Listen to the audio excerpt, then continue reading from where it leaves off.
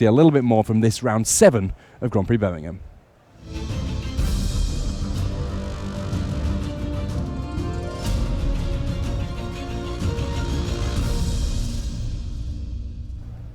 Hello and welcome to this round 7 of Grand Prix Birmingham. We're going to get a chance to see Zan Saeed. Second verse, same as the first. We got Zan Saeed on one side of our screen against Jonathan Angelescu. These guys are at 5-1, so desperately hoping to pick up the 6th win to lock up their day 2 here. And we see an early Gitaxian probe from Saeed that reveals a show and tell, and not a whole lot else just yet, though with a fetch land and a brainstorm.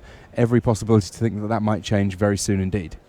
It was even a potential turn 1 show and tell, just that Jonathan didn't have anything to put into play. Brainstorm could change that soon enough.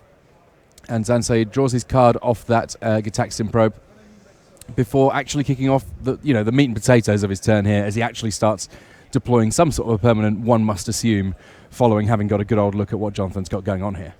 Yeah, we might see a Bournemouth career here. That's the card that Saeed is playing 3 of. The most surprising card, maybe of today. Yeah, in the room. The most surprising card being played in Legacy right now. Actually, that's not true. I did actually see somebody playing Bournemouth career as well, but I think he was competing with his mono-red standard deck. It's a choice. It's not a choice for everyone, but it is a choice. So we do see here a turn 2 show and tell, suggesting that there's been something picked up by Jonathan Angelescu here, looking to go big so that he doesn't have to go home here. And that's enough to be met with a force of will. I mean, in principle, I suppose that show and tell could have just been bait for counter magic, but given that it cost Jonathan a little bit of life and he doesn't already have a threat on the battlefield, have to assume that he drew something nice in that last turn cycle. I mean, and do you really want to risk it? Like, you're just going to lose the game if it happens, so I don't think you can afford to gamble on that. Show and tell against some decks, just casting it a little bit of a gamble, though. From what we've seen thus far from Zan's list, it doesn't appear to be that that's too much of a worry in this case. The more threatening permanents definitely in Jonathan Angelescu's deck here.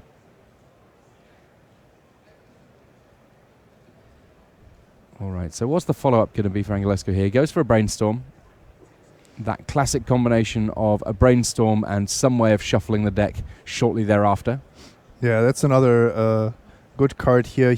Jonathan knows that he doesn't have an infinite amount of time, so he has to find something sweet here. Let's see and take a look. Just a fetch land. That's good. You get to shuffle away those cards you put on the top. Yeah, really you kind of want to capitalize on having put your opponent down a card early from having to play a force of will and come up with another threat sooner thereafter.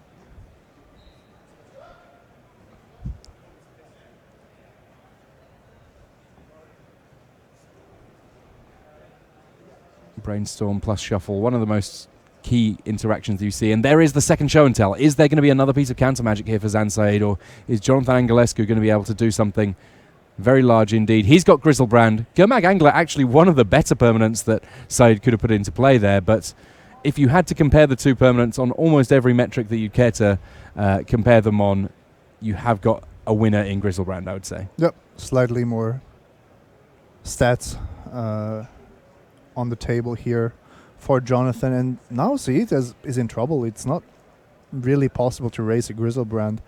And most of the removal in the format doesn't deal with 8-drops. Especially 8-drops that can casually draw you 7 cards just simply by you having a will and a whim and 7 life to spend. Yeah, and Jonathan's draw developed really nicely. We saw that he had an early show and tell, but not much else. But 2 brainstorms in particular helped him to cast the first show and tell after he had found Grizzlebrand. That got countered, but the second one resolved. So Zan's turn to dig deep here, and this attack smells a little bit fishy here. You're attacking with your zombie fish, 5/5, into a Grizzlebrand. If there's not a lightning bolt in Zan Saeed's hand, then he's doing a great job on bluffing it. Yeah, it could be a nice bluff here. I don't mind the block by Jonathan. If Zan has the lightning bolt, he actually has to cast it before damage resolves. Otherwise, Jonathan will get value out of it. It looks like Zan might be getting ready to scoop up his cards here. He does have the lightning bolt. So all that life that Jonathan just gained turned into cards here. Yeah, to be fair, Jonathan would have gotten the cards anyway, but I still think it's technically correct to bolt after blockers. Oh, there was a force of will and a blue card picked up here off this big Grizzlebrand draw. This could end somewhat poorly for Zan's side here, and that's actually enough for him to scoop his cards up. There are thems that would suggest that scooping with 45 minutes left on the clock a little premature, but ultimately he was in a lot of trouble that game regardless. No, and in Legacy in particular, some games go fast, but some others can go really, really long. So I think having a nice time cushion for games 2 and 3, if it comes to it, is important. Lots of shuffling in this format. Lots of difficult decisions with brainstorm, with discard spells, and so on. Now, Jonathan Angelescu, one of the players who was highlighted to me as being someone to look out for, a name that maybe might not be quite as familiar to everyone watching at home, but someone who considers themselves a little bit of a Legacy specialist. Well, it's interesting because Sneak and Show has been on the decline. We haven't seen as much of it as in previous metagame iterations, actually. Maybe because it doesn't play Deathrite Shaman, so you don't get to have as much fun as your opponents. But you get to cast blue spells, so immediately you're having quite a lot of fun. Yeah, but at the same time, Sneak and Show is one of the more straightforward blue decks, right? It's not Grixis Delver, it's not the check pile where really your options just increase and increase over time. Yeah, rather than having the value town of Baleful Strix into Kolaghan's Command returning a Baleful Strix, you have your exclamation point games where you get to cast a show and tell and do something big in relatively short order, or you sneak attack to end the game very quickly indeed. Even the fact that Baleful Strix is in the format, that the lands decks are getting more popular, there are a lot of things that Sneak and Show is not particularly happy to play against. Of course, counter magic being one of them, but then also what if your mana base is attacked at the same time? What about all this pressure and the death touch creatures? So I think Sneak and Show just is having a little bit of a hard time in the Legacy metagame.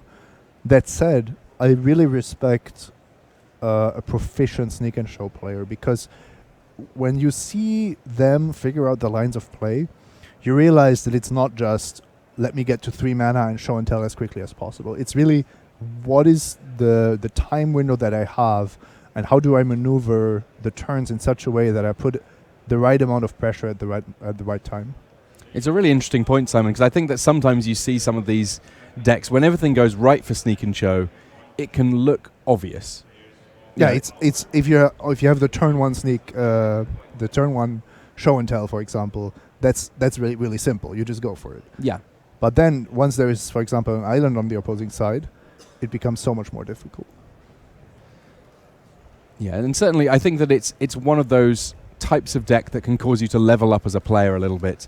Initially, I think that I wouldn't fault anyone for playing relatively aggressively with a deck like Sneak and Show and just saying, if I can, then I will. Let's do this. Let's see how much we can do in the early turns of the game. And then gradually, as you get more experience, you might find that you're not necessarily winning all of those games where you go for it, and you start having a little bit more softly approach. And the Sneak and Show list does have a lot of interaction. It does have a lot of ways of either forcing through its key threats or just stopping an opponent from getting that early advantage. And that's the area where it really generates its maximum possible win percentage, when you've got both of those avenues open to exactly. you. And I think this is most apparent when the game goes a little bit longer.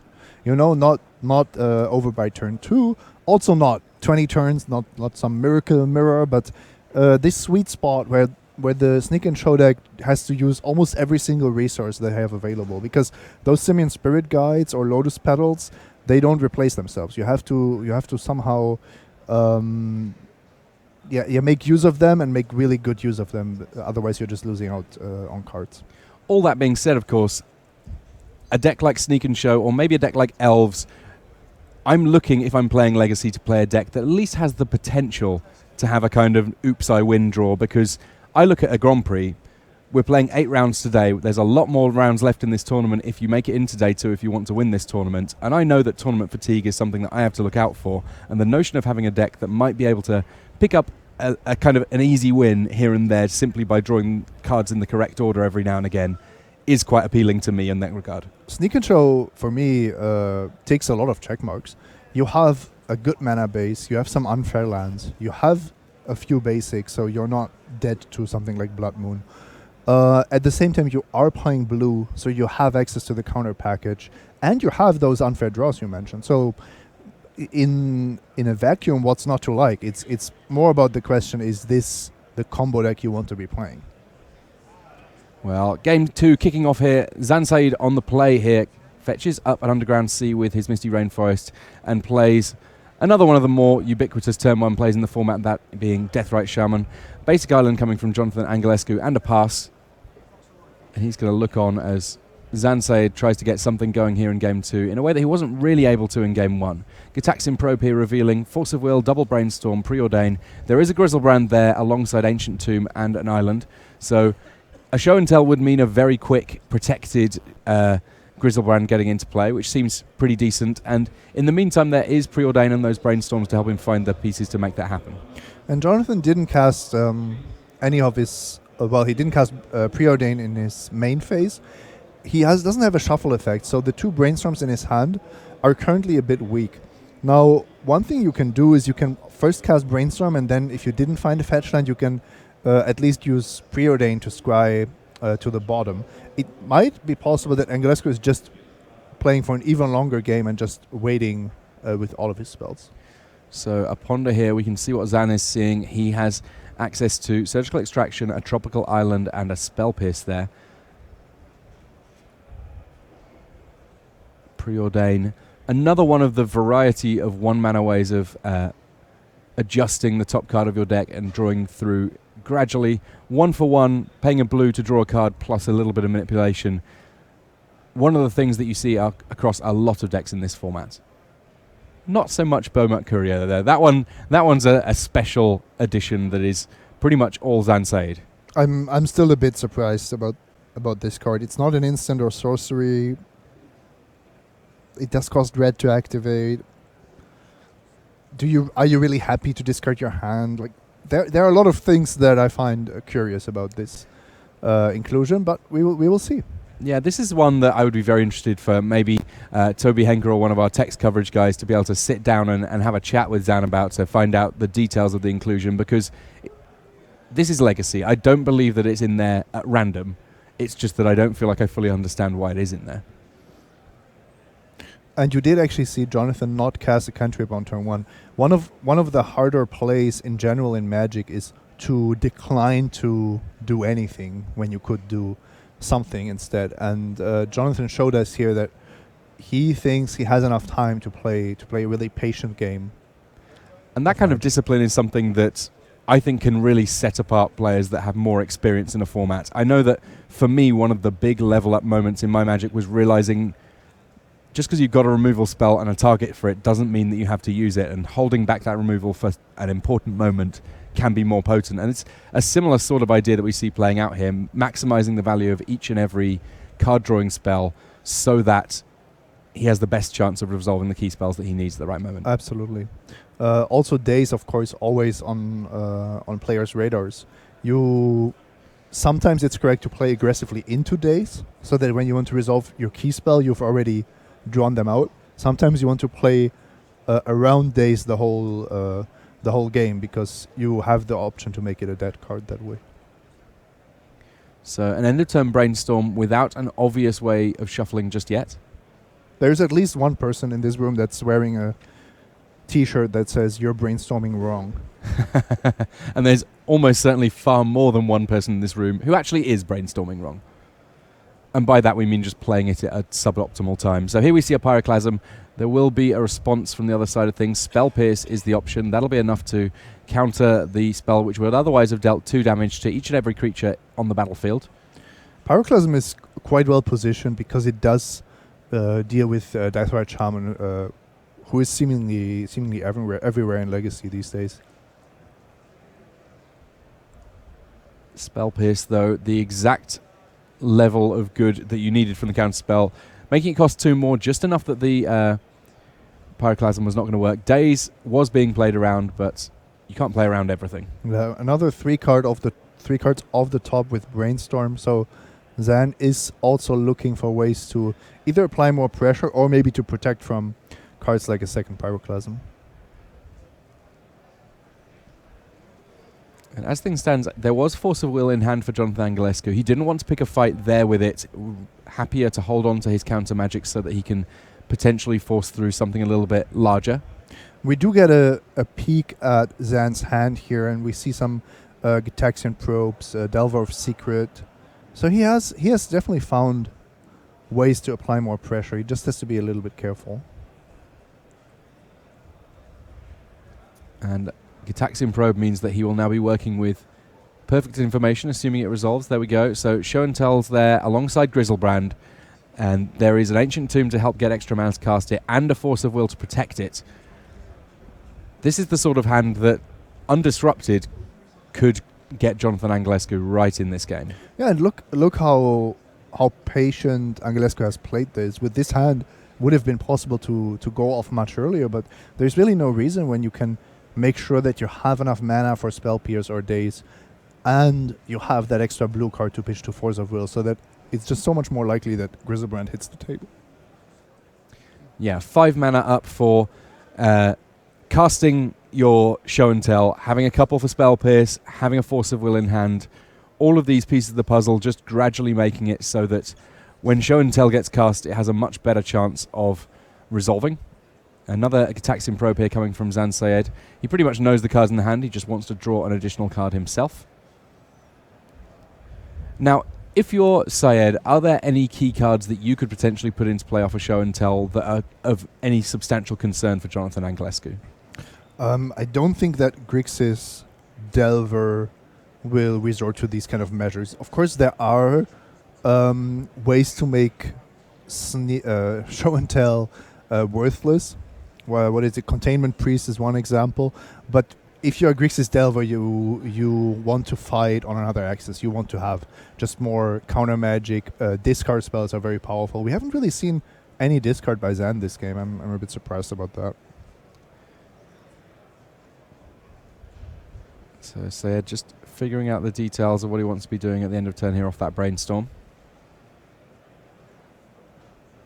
He's playing 3 Cabal Therapies in the sideboard, and those should definitely come in after sideboarding. Well, speaking of coming in, everybody's coming into the red zone here on attacks. Bomat Courier now 3 cards underneath it. Those Deathrite Shaman, the only way that Zan Syed has, at least in play, to be able to activate the Bomat Courier. Cabal Therapy, one of my all-time favorite cards. I love how much of a skill tester this card can be on occasion. I love the value that you can get when you've just already looked at your opponent's hand or so on, playing on easy mode effectively. But that first Cabal Therapy, if you've got a good bead on the metagame, can just be incredibly potent. Yep. And here Jonathan is going for it. So he has 2 mana open, which means Zan is forced to use a hard counter here. So that's a first small victory. And then there is a Force of Will back on the other side. So the stack is now Show and Tell, Force. And yet another Force of Will from Zan Syed. So now anything would be enough here. Daze. Oh. All right, here's a Brainstorm. So Jonathan Angelescu digging, had not anticipated double Force of Will, or at least if he had, he felt like he was willing to risk it. I think that's a pretty bad Brainstorm. Boseiju Sudden Shock, almost worthless here. If you know that Boseiju is on top of your deck, I don't think you don't even go for the Show and Tell. So maybe Brainstorm first would have been better.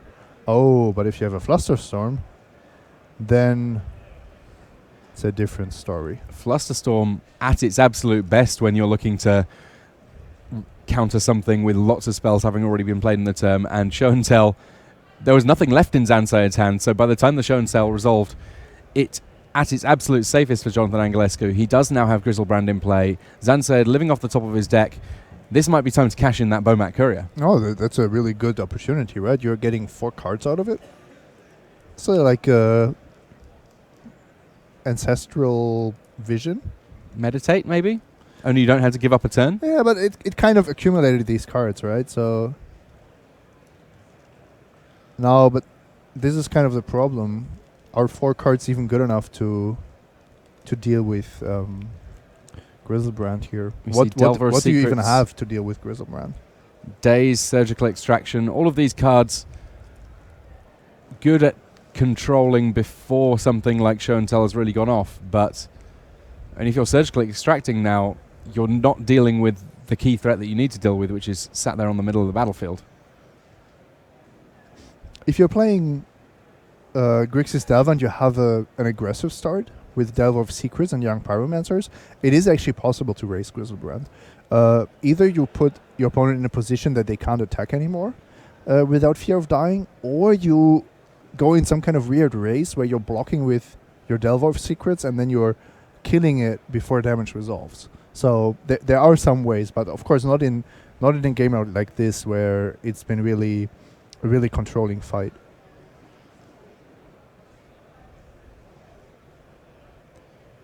So Zan Sayed here. Things were looking pretty good when he had that second Force of Will, but as it turns out, Angelescu able to play around it. And we assume that he found the Flusterstorm off the Brainstorm, right? Otherwise he would have just cast the Flusterstorm and be done with it. Maybe he was just looking for the rub-ins. Pretend like you top decked it. Yeah. Final card. Get him. Here comes Delver of Secrets, though, for Zan Sayed. It's little. If it's too little, too late, we'll find out soon enough as these big attacks come in the air from Jonathan Angelescu. The Life Turtles swinging wildly as the big demon swings through in the air. Here comes Beseiju. It will mean that future sorceries are that much harder to counter. Though, to be perfectly honest, at this point, the last thing that Zan Sayed has to worry about is more spells from Jonathan Angelescu. The opponents on the battlefield already are problematic enough. And one of the scariest things about Grizzlebrand is that when you have this kind of board position where you are really just dominating, then you just sit on it and have its ability as a constant threat to find more counter magic. So even if Zan finds something, Jonathan still has effectively 14 cards to look at. Lots of brainstorms coming from Zan here, but we spoke earlier on about the fact that when you see someone casting Brainstorm without obvious shuffle effects, that can signal that they're doing so from a position of slight weakness. Now, as it turns out, that Brainstorm has found a Flooded Strand, so Zan will be able to improve the quality of his draws for future turns, but how many future turns he'll have is anybody's guess at this point. Yeah, Deathwatch Shaman is good, but it's not that good. I mean, I would love to see another Pyroclasm here from Jonathan Angelescu close this one out. Yeah, I mean, I don't think it's necessary, but it would definitely speed up the process. You can cast it off Beseiju. Sudden shock there to kill off Insectile Aberration. That's probably also lethal. Yeah, that'll do it. And there's the handshake. Jonathan Angelescu advancing to 6-1. You can see Zan Sayed there just flipping the top cards of his deck, trying to work out if there's anything that he could have done there. And called it absolutely, Simon, that there are games with the Sneak and Show deck where you do need to take things a little bit slower and piece together a game plan. And there was definitely moments in that game where Jonathan Angelescu could have been more aggressive with his Show and Tell than he in fact was. And kudos to him for having a little bit of patience with it because it worked out fantastically for him. And the problem is, as a viewer or also for us as commentators, it's always difficult to really tell if it was good or great or maybe just a medium play. But I think the timing here was really beautiful with the 2 lands open and the Force of Will backup. Of course, it didn't hurt that Zan gave us a little look at his hand with that Gitaxian Probe. But we will have more Magic for you soon enough. We have more players trying to lock up their slot in day 2. Do not go anywhere. More Magic after these messages.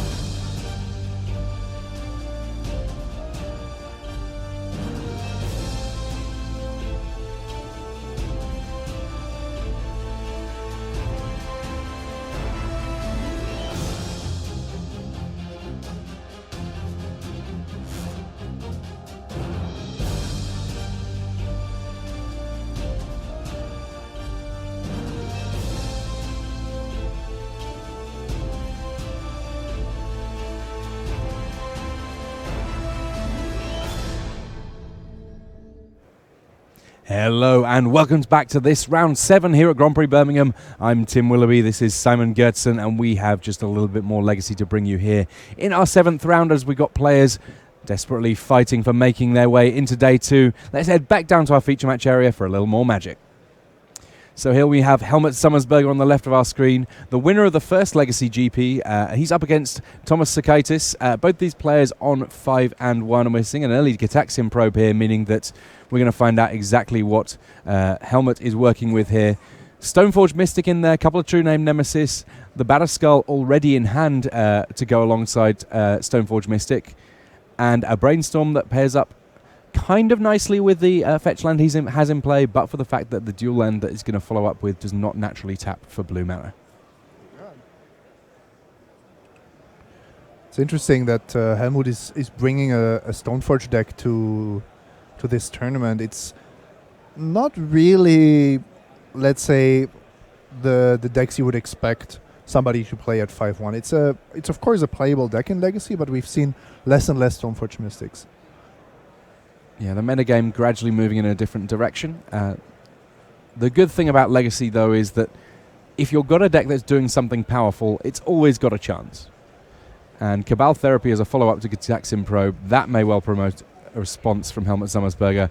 He gets to play the fun game now of casting a Brainstorm in response, and Thomas Sakaitis has to try and figure out which level Helmut Sommersberger is working on in terms of which cards he's hiding.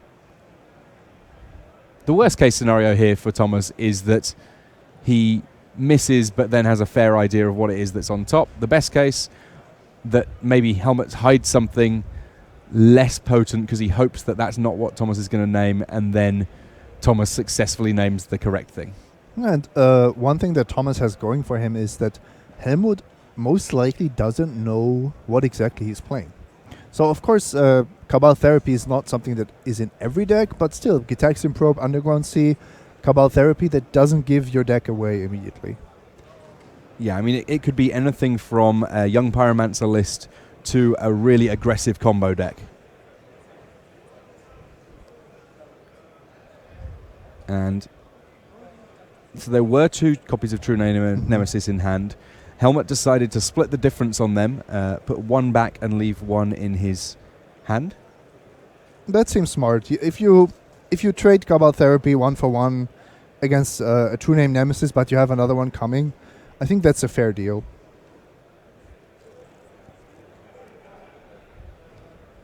So as things stand, at the end of Sakaitis' turn, and now we're going to see what Helmut Sommersberger has going here. He does have the option on that Stoneforge Mystic good and early. Elects to go for it. And this is another one of those decision points where you start to potentially find out what your opponent's up to. If they use Daze or Force of Will on a Stoneforge Mystic, that sends one kind of a message.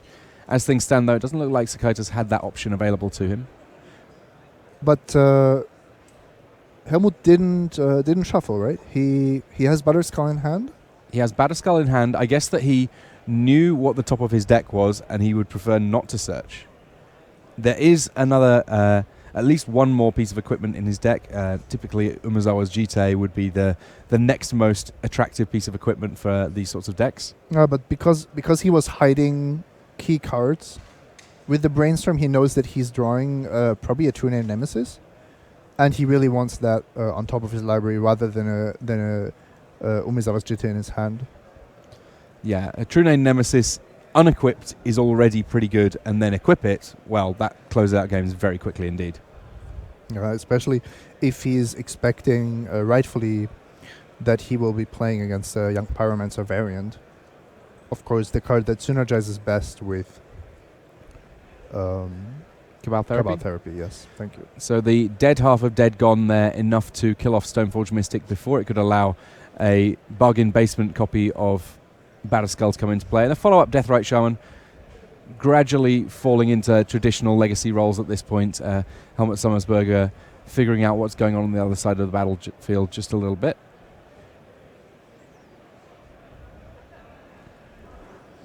And already Helmut seems to be in a really nice spot here. He's playing a deck that should not have a lot of trouble beating smaller creatures. Even Deathrite Shaman in this matchup doesn't look as scary as in others. I must admit that Personally, I love just getting a True Name Nemesis into play, just because it offers you such an inexorable clock. There are so few cards in the format that will deal with that particular threat, that at that point you can kind of divide your opponent's life total by 3 and go, worst case scenario, if I want to, this is how long it'll take me to kill them. Yeah, and of course the metagame wheel is always spinning, but there was a time when True Name Nemesis was almost everywhere. So you would see 2, 3, even 4 versions in certain deck lists, and then players started playing more ways to deal with it, which is just funny to me. Now it's a card that's respected, but you don't really tune your deck against the threat of True Name Nemesis, because it has gotten so much rarer to see it. So along comes Young Pyromancer. The synergy between Young Pyromancer and Cabal Therapy, not to be ignored, just the fact that you can sacrifice a token to flash it back, which in turn is casting a spell to get you a new token, means that it's kind of a nice one. And here is a Brainstorm from Cicatus. There's that first elemental token to get the ball rolling. That elemental token looks really just like a ball of flame or lava or something. Where's its head? It's just rolling. It's curled up in a ball. It's ready to go to sleep. Yeah, it's like make a little nest. Or it's going to attack you. One of the two. It could be either. Attack. There's no real way of knowing. Not until it attacks you. And at that point, there are them that would suggest it's too late. So here comes a Gitaxian Probe, bringing with it another elemental. Yes, it's costing a little life, but I don't think that Thomas Cicatus is going to mind too much. We see 3 very powerful cards in Helmut Sommelsberger's hand here. Leovold, Emissary of Trest. There's that Battle Skull and Swords to Plowshares. 2 out of 3 of them Thomas Cicatus didn't know about. I thought he actually knew about all of them, but maybe I'm wrong. I thought when the therapy resolved that we already knew about Leovold. Possibly. Yeah. It may be that he was largely playing it for the card and the token. As things stand, he gets to cast Cabal Therapy now with perfect information. And it's an interesting spot, because the Swords to Plowshares is the only card that Helmut can cast once he has been wastelanded, which is exactly what we see here. So Cicatus with a reasonably exciting looking board in terms of attacks, but True Name Nemesis not to be denied. An interesting race that we find ourselves in here. Yeah, and looks like Helmut is just playing all his favorite cards, independent of their mana cost. He just drew a Jace, so now his hand is Leovold, Jace, and Battle Skull. With 2 lands on the battlefield against an ever-growing army. Delver of Secrets currently just a 1/1, but it's not going to take too much to transform it into the Insectile Aberration that will mean 3 points of damage coming through. Meanwhile, Deathrite Shaman, plenty of food in the graveyard of Helmut Sommelsberger there, eating a Swords to Plowshares to deal 2 damage at the end of turn. And now we're into the upkeep, and Thomas Cicatus, he looks with his Delver of Secrets, doesn't like what he finds, shuffles up. Another nice little interaction. Fetch lands in this format, yes, they are mana fixing, but the shuffle effect that they allow just gives you so much more. Yeah, this is actually what a lot of decks are built around. The fact that the fetch lands give you shuffle effects and extra library manipulation.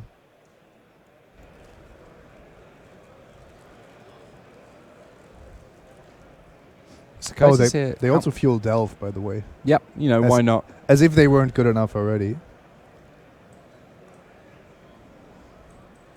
If you're Cicatus here, how much are you looking to be attacking with? Because at the moment, your creatures are all getting blocked and killed by True Name Nemesis, but you're gradually building up a wide enough board that gets kind of interesting, just sneaking through points of damage. I think with Gurmak Angler in the mix, it might already be wide enough. Of course, if Devour of Secret transmutes or flips, then it's attacking for sure. But the real question is, when is it safe to get in with a few elemental? I think, for example, if Gurmak Angler and 2 elementals attack, Helmut takes 6, or 6 if he wants to eat an elemental token, or 2 and you don't lose any creature. So I think both is really good for you. Well, speaking of things that are good for Thomas Cicatus, successfully using a Daze on Stoneforge Mystic, countering the 1/2 and making an elemental token in the process seems pretty great. Yes, his hand is now largely lands, but look at his board. I don't think he's going to mind too much. No, Thomas is absolutely crushing this game, and we see exactly the attack I mentioned. Everything but the Delver is expendable, so you see the elemental tokens and the 5/5 come in. Hamwood is not looking too good this game. It's almost nothing he can draw. And in fact, he looks like he's come to a very similar conclusion. Scoops up his cards to give himself a little bit more time for future games. And thanks to the magic of Time Walk, we get to jump straight into game 2. There's already been a little bit of shuffling, maybe a mulligan or two, but early doors, Deathrite Shaman on one side, and a Lightning Bolt to kill off the elf before it can cause too much bother. Zealous Persecution in hand for Helmut Sommersberger. That kind of a nice answer to all of those elemental tokens that we saw in game 1. Yep, sometimes you can snatch a Delver as well. 2-name Nemesis, although I don't expect those on Thomas's side. Sommersberger just carefully figuring out what he needs to do, winning 2 games on the bounce against this Grixis Delver deck. Not super easy.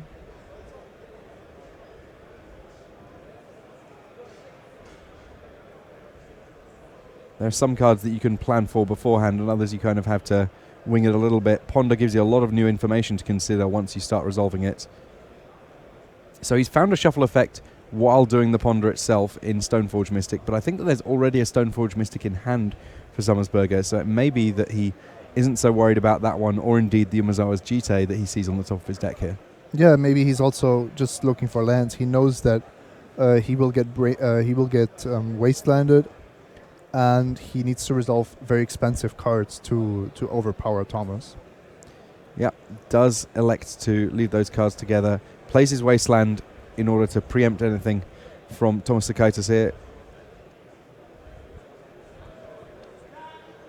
Wasteland's kind of interesting to me in matchups where you're playing against a deck that has lots of cheap threats anyway. It still appears to be worth it to get rid of lands where you can. Yeah, absolutely. I mean, Wasteland is a tremendously powerful effect. Even though it's symmetric, you have the power to decide, do I just want a mana source on my side, or do I want to take one from my opponent away? If it would only destroy lands and not make colorless mana, that would be a completely different topic. Tundra coming down now for Helmut Sommersberger. He does have to look on at that Deathrite Shaman, but has to hope that his 1/2, albeit one that costs twice as much mana, has even more impact. Yes, but will it? I'm really a little bit concerned. If you play Stoneblade these days, you're wastelanding Deathrite Shaman decks, and the Deathrite Shaman decks like Grixis Delver or the Checkpile 4-color Leovold decks are just better at winning the Deathrite Shaman Mirror. And you can see here that Sommersberger has powerful cards in hand, but he doesn't really have that many answers to a resolved Deathrite Shaman. Yeah, difficult position that he finds himself in here. Gets an Umezawa's Jite here with that Stoneforge Mystic. The Bat Skull is, assuming that the Stoneforge Mystic can hang around, a very, very powerful threat to put into play. Do you think that fetching up the Jite instead suggests that he's playing around a little bit the potential to just simply have his creature killed off here? Yeah, maybe, but even then the Jite is also not really good. The Jite is, however, tremendous with True Name Nemesis, and if you are expecting your Stoneforge to die, which I think it will. It's the same story, just from the other side. Thomas is playing a deck that wants to win Deathrite Shaman Mirrors by playing a lot of cheap interactive cards. And if your opponent plays a powerful 2-mana 1/2, then your removal spells will get rid of it just as well. Well, we do see a Lightning Bolt for that Stoneforge Mystic. Right now, no creatures to hold a sword for Helmut Sommersberger, but his deck does have a reasonable number that he can draw into here. The question in the short term is, will he continue to hit land drops? He drew a turn too late, I believe.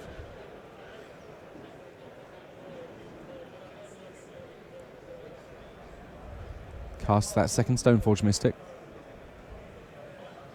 Well, we know what he's going to find this time around. That much is relatively straightforward. There's the Battered Skull.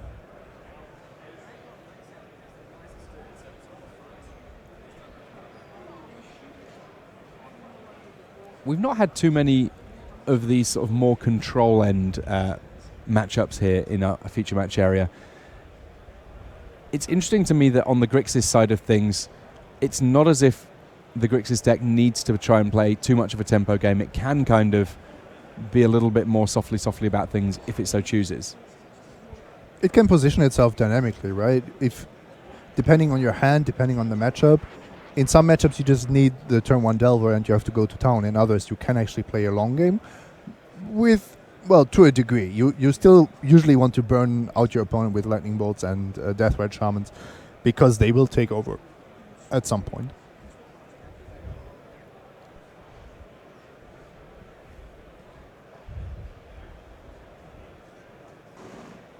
Is it going to be another Lightning Bolt for another Stoneforge Mystic here from Thomas Sakaitis?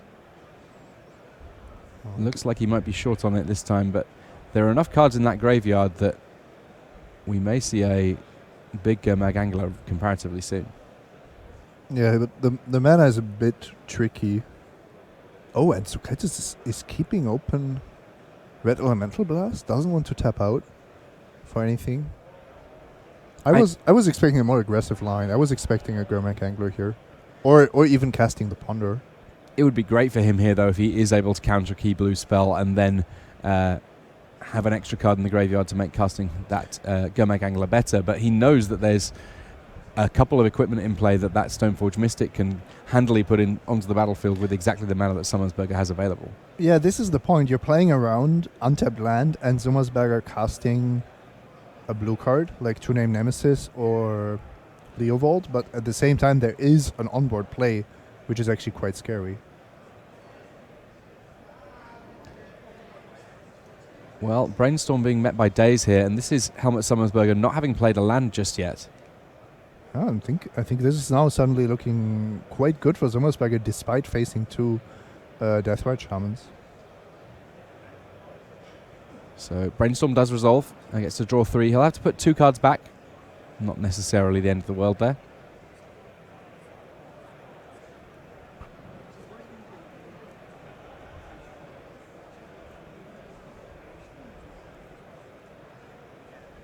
Each of these players 5-1 in this tournament at this stage. If they can get to 6-1 this round, that means that they will have locked up their day 2 spot. For those of you just joining us, this is day 1 of the Legacy GP running here in Birmingham. As of tomorrow, the Standard GP will be starting, but we will be bringing you Legacy all day tomorrow as well. So Friday and Saturday, that's our Legacy GP here at Grand Prix Birmingham. Once we move across to Sunday, that will be the second day's play that we'll be bringing you on our live broadcast of Standard here in Birmingham. All right, Helmut. How are we going to resolve this Brainstorm? I know you've got it in you to finish this one off. Gingerly places 2 cards on the top of his deck.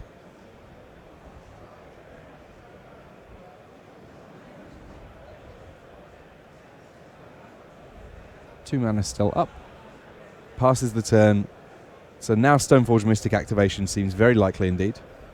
Yeah, almost guaranteed at this point. Unless you really have to counter something, you are just happy to get Battered Skull on the battlefield.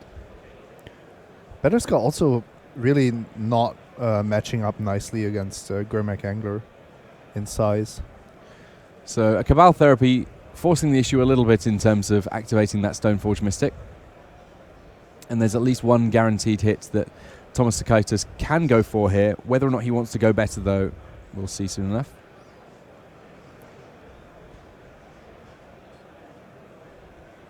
Oh, Helmut even hid the jitter from Thomas here. Nice play on that Brainstorm. We see why he thought so long about it now.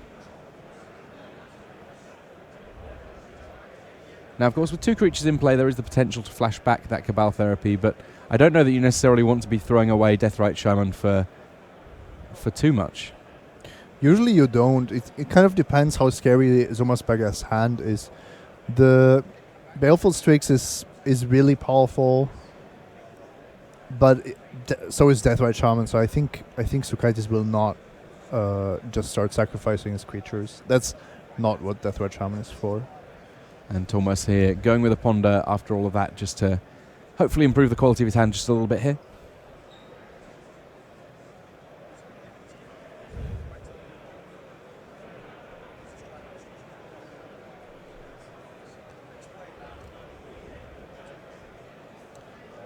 Tough decisions on the library manipulation spells for these players here in this game too. Yeah, it's going a bit slow. Although I have to say the rest of this tournament overall and the matches we've seen have been really quite fast. Yeah, credit to the legacy players out there.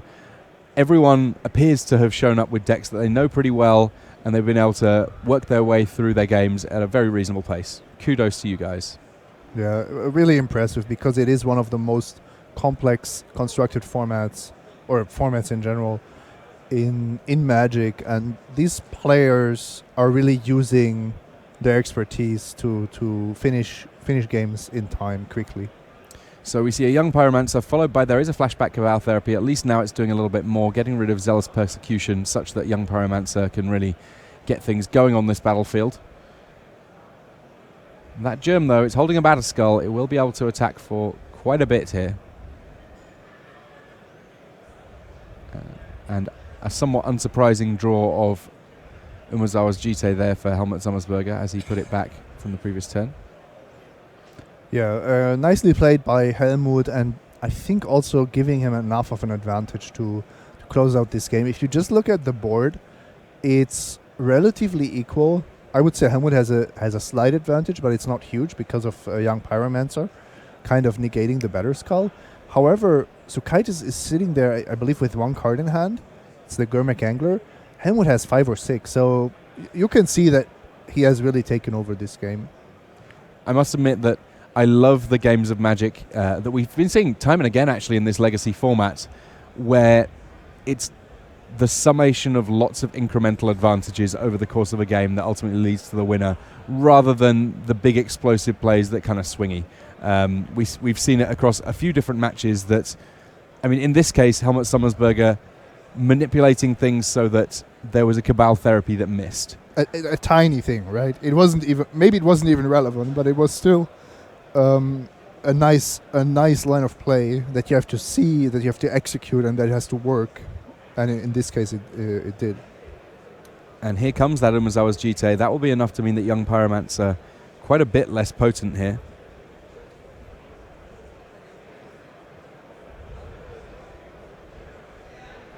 And a True Name Nemesis in hand. If Helmut Sommersberger can find a third land here, he could be causing all sorts of trouble for Thomas Sukaitis in this game too. This has been true for a while, by the way. If you remember the Brainstorm he cast a few turns ago, where he used Daze, even then he was already looking for his third land. Alright, so we have one of the scarier Battle Skulls around. There's a Germ that is wielding a gigantic sword, granting vigilance and a huge amount of extra potency, and then a Jite on top. The Jite currently without any charge counters, but it seems unlikely that that will be the truth by the end of this combat.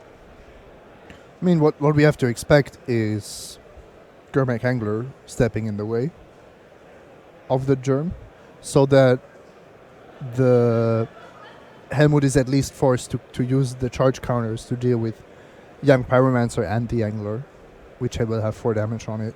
I don't see why you would not block here, because it doesn't get better after that. Then you're trying to beat an 8/8 with growing GT counters.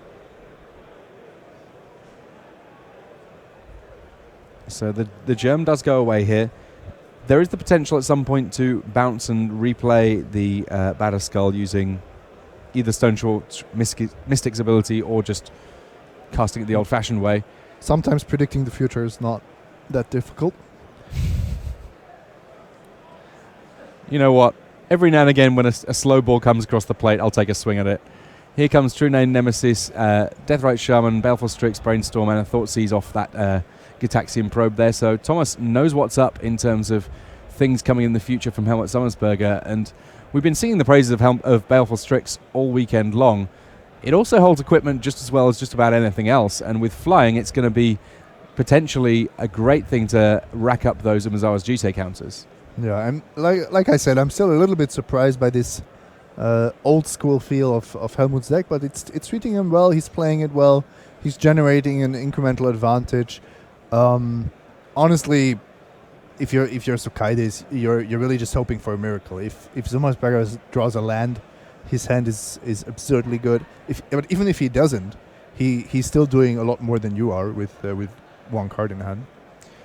Cabal Therapy there, enough to deal with a couple of threats in hand, getting rid of that True Name Nemesis that could have been a bit of a problem if land was forthcoming. You can just equip Stoneforge Mystic and you're probably winning. Well, Helmut did find the third land off the top of his deck there, so a well-timed Cabal Therapy all told there. And here's the equip, here's the swing in, double block. Yes, Stoneforge Mystic dies, but in the meantime, so do all of the creatures on Thomas Sukaites' side of the battlefield. Now we have one side of the battlefield with more land, more life, more creatures, more equipment, more cards in hand. Do we think that Helmut Summersberger might win this game? I think so. I'm just waiting for the scoop. Yeah, I mean, at some point time does become a little bit of a concern here.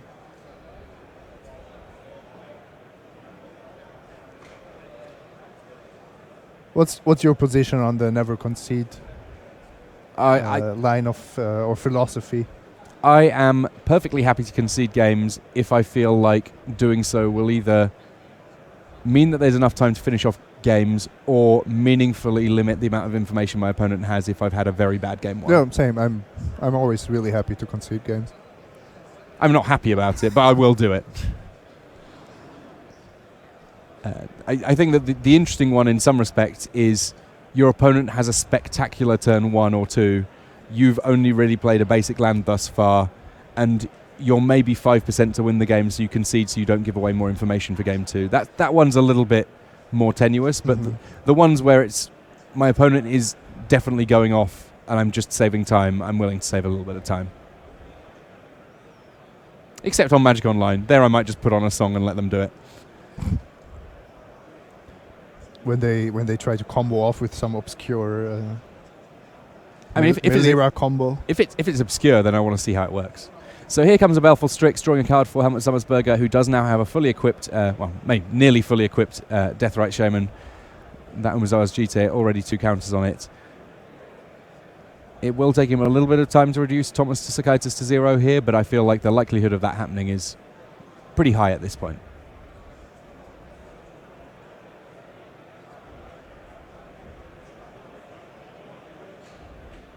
This is Time Walk Magic. We've already brought you one full match this round, and we are hopeful to bring you plenty more great Magic, both today and indeed tomorrow. We've got more Legacy for you tomorrow. Same sort of thing again, only at the end of it, there'll be someone holding a trophy. Yeah, and tomorrow is the day where there are 2 GPs going on at the same time. So what we have decided to do is we are not going to cover both of them, but instead we're going to focus on day 2 of Legacy, show you the best that European Legacy has to offer, and on Sunday we will catch all the action of Standards Showdown. We are going to get a chance to look at Game 3 in a moment, but I just want to quickly talk about the reason why we're trying to, I don't know, alternate between Standard and Legacy on day 2, given they're both going on at the same time. And to be perfectly honest, it's largely logistics. I want you to imagine a tournament, 2 tournaments that might start at the exact same time, but it doesn't take one big judge call or one round running a little slow or something for them to end up a little bit out of sync. We would much rather show you one Grand Prix really, really well at a time. And so that's exactly what we're going to do. And you know what? We're going to do it with Legacy because, as it happens, you don't get to see so much Legacy on camera so often. And so we figure, you know what? Let's bring you lots of Legacy where we can. And speaking of bringing you lots of Legacy where you can, let's head back down to our feature match area for a chance to look at Game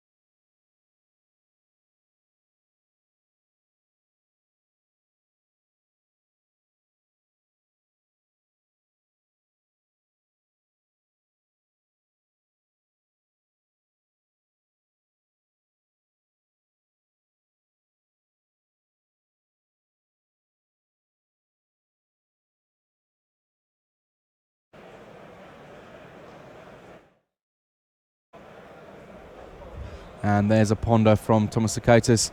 Apologies for the slight issue on the audio there, which is something that we hope that you can now hear our dulcet tones. I'm Tim Willoughby. This is Simon Gertzen alongside me. Say hello, Simon. Hello. And we are bringing you a little bit of time walk magic as we get into the tail end of round 7 here at Grand Prix Birmingham with our legacy. Touch the Tundra on turn 1 there from Helmut Sommelsberger. And Sakaitis, with a turn 1 Volcanic Island, wasn't able to play the Deathrite Shaman in hand, but at least on turn 2 he's got a Wasteland to make sure that if he's not casting spells, neither is anyone else. Yeah, but we've seen some mana issues from these Wasteland decks. It's not so easy to make 3 to 4 colors work and play the full set of Wastelands.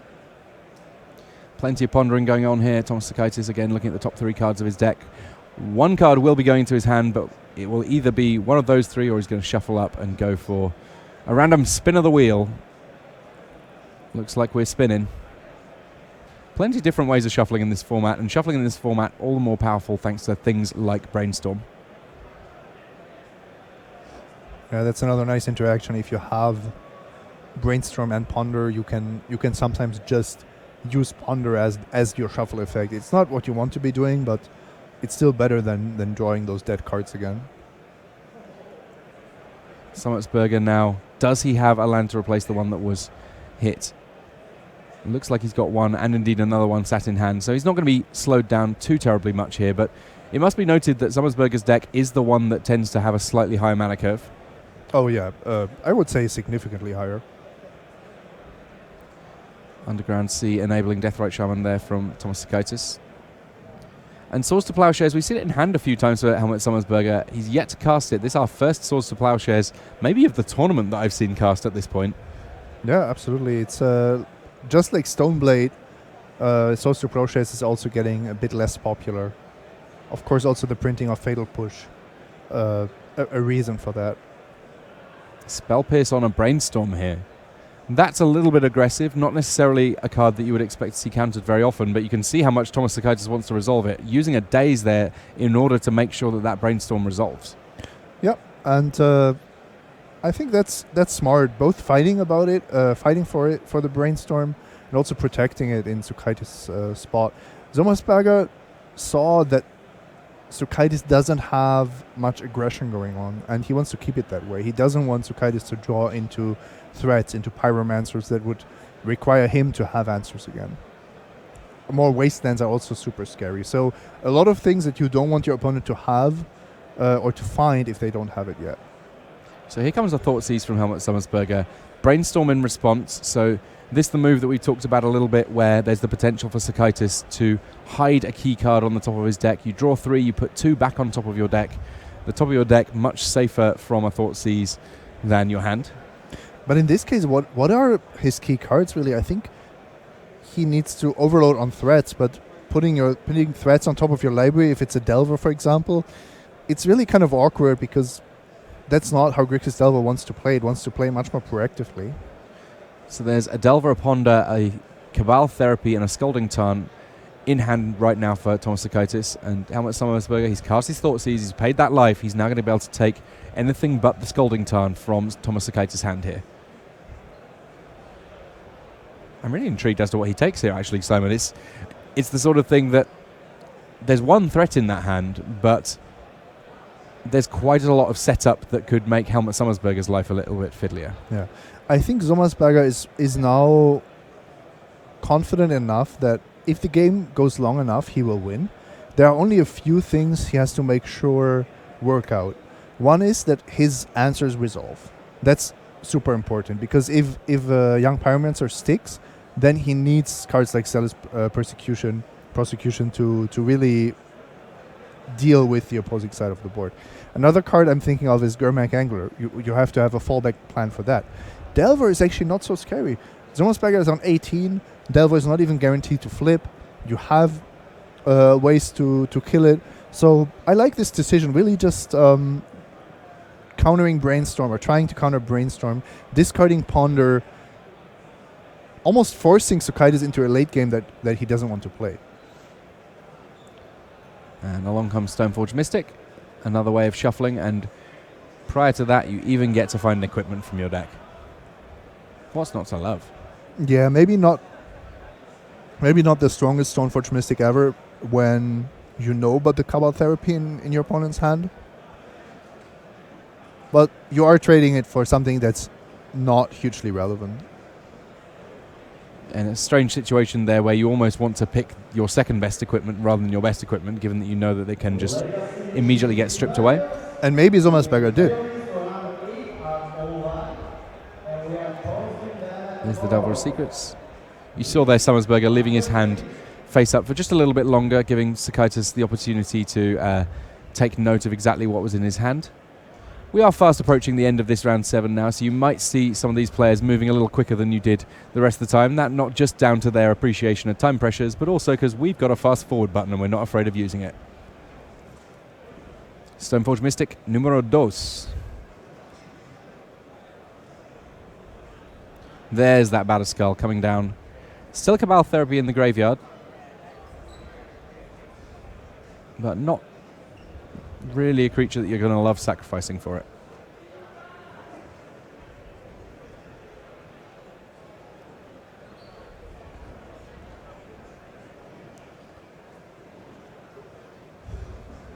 Sommersberger proving that Ponder aptly named as he figures out what he wants to do with his card drawing spell.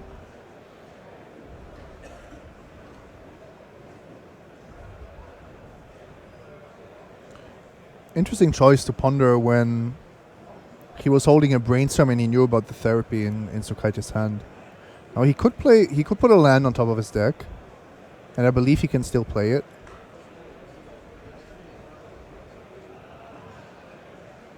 Yeah, so he does get the protection from Cabal Therapy here. Well, kind of. Of course, that would only be the case if the therapy if the brainstorm resolved. Oh, Sakaitis actually doesn't even go for it. Perhaps respecting what had happened previously with him going for the quote-unquote easy Cabal Therapy. No, I just thought drawing the red elemental blast would kind of change that. Okay, this is now insanely fast. Can barely follow.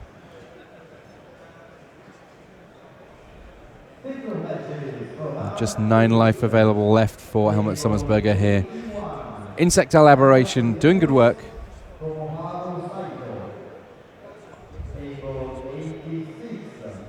And what's the follow-up here? It's yet another copy of Deathrite Shaman.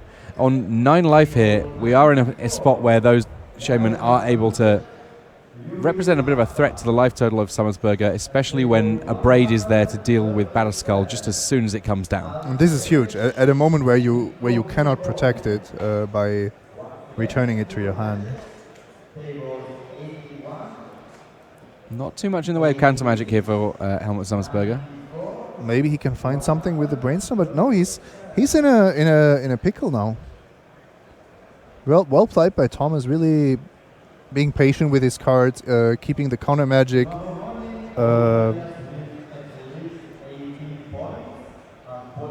More lands for Helmut Sommersberger here, and honestly, lands are not really what he needs right now.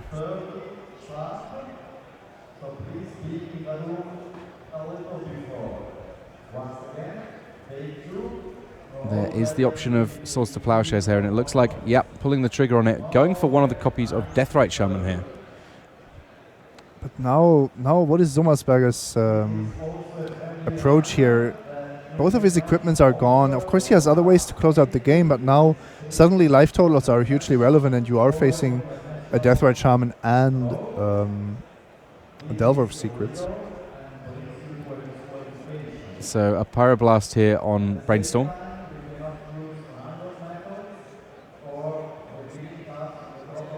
Okay, this looks like Thomas believed that he was still floating red to cast this red elemental blast, and Helmut I believe he was in the next phase, maybe. Yeah, that's what it looks like. Okay. These guys just trying to figure out what's going on. We might see if we can. I don't know if they will agree on some of that, or if there's already a judge. I think there's already a judge involved, so we will see what happens there. It's kind of confusing what the like. Usually, this is something that both players have to communicate very clearly. It may be that, in the interests of time, Helmut Sommersberger has neglected to actually say that he wants to move on a phase here. Okay, and Sukaitis must have been a floating red.